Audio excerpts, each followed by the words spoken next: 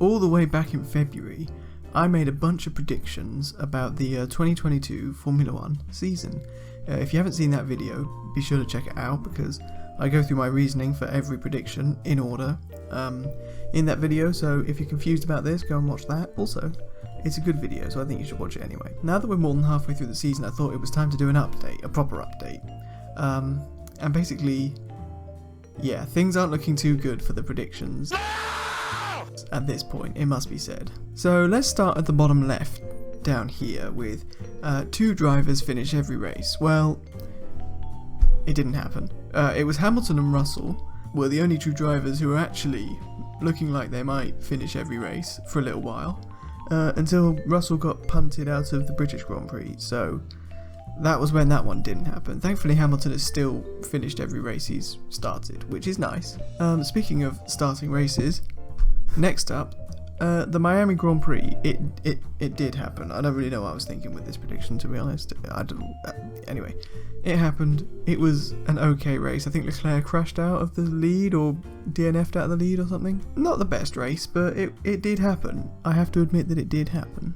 Okay, so next we should talk about the elephant that isn't in the room, and that's Marzipan over here.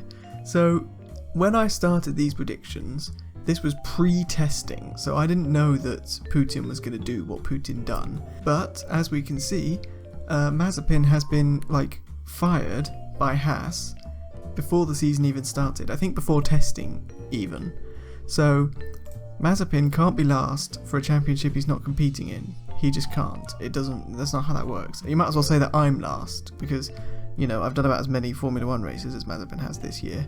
So yeah, he can't be last. This one's not going to happen. Mazepin also can't get a race ban because he's not competing.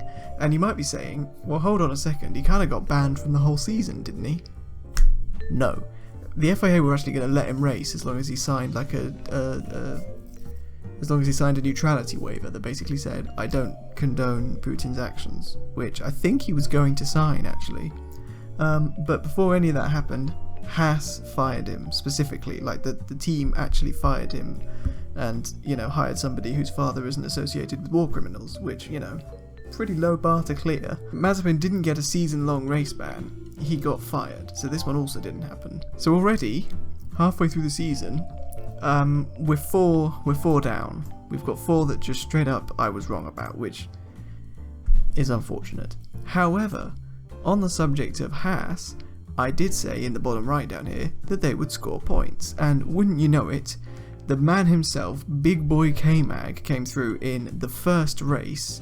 Look at my man up in P5, scoring 10 points immediately, straight off the bat, first race of the season. The only drivers in front of him were Ferrari and Mercedes. Haas have scored points, that's good. I'm glad that one's actually happened at least, because it was one of the few ones that sort of is, you'd have to wait to the end of the season for. As for the rest of these, I think we can pretty safely say that Hamilton won't win the Drivers' Championship. And I also think that Ferrari aren't going to win the Constructors anymore, because this is just after Hungary, and oh my god, Ferrari are being Ferrari. As for everything else, Hamilton and Russell are now much closer than they were at the start of the season, so this top left is looking pretty good.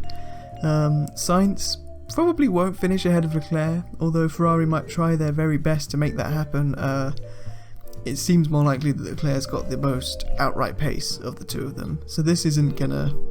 I don't see this one happening necessarily.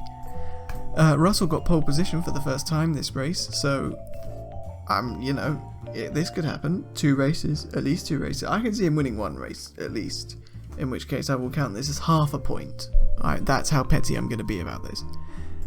As for Norris, I think McLaren aren't as good as I thought they were going to be. I think they need way too much bad stuff to happen to the other teams for this to come true. Same pretty much goes for the Synodium, which is just AlphaTauri are not good anymore.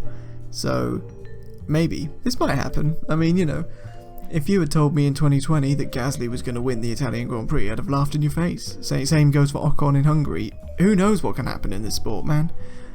These could still happen, so they're still blue, which as you can see over here could happen. So that's good. 2 substitute drivers is actually halfway done because of Hulkenberg, so again, 1 driver gets a little bit of COVID, we're in with a chance here. I think Bottas finishing ahead of Zhou is actually kind of guaranteed, to be honest. One of the few ones that is. In fact, none of these are, actually, apart from that one. This could be my worst predictions yet, actually, thinking about it. But I'm pretty sure that Bottas is going to finish ahead of his teammate because he's just better than him. Hamilton and Russell are now finishing on the podium together, like regularly. So, that all-British podium, it's on its way. I think it's on its way. Again, if Norris won a race, that would be pretty cool. And unfortunately Verstappen, he's just driving too well right now. He's just too consistent and clean. He's not getting any time penalties. This isn't looking super likely, I have to say. So after the Hungarian Grand Prix, just before the sun break, this predictions chart is looking a little bit dodgy, I have to say. Yeah, I don't think I was expecting the team order to be as it is. I wasn't expecting the top 3 to have broken away quite so much from the midfield. I was expecting Mercedes to be on top, and I think they've caught back up to the top 3 now, as we saw in Hungary, but they're not quite there yet. They're definitely not championship level with the start of the season that they've had.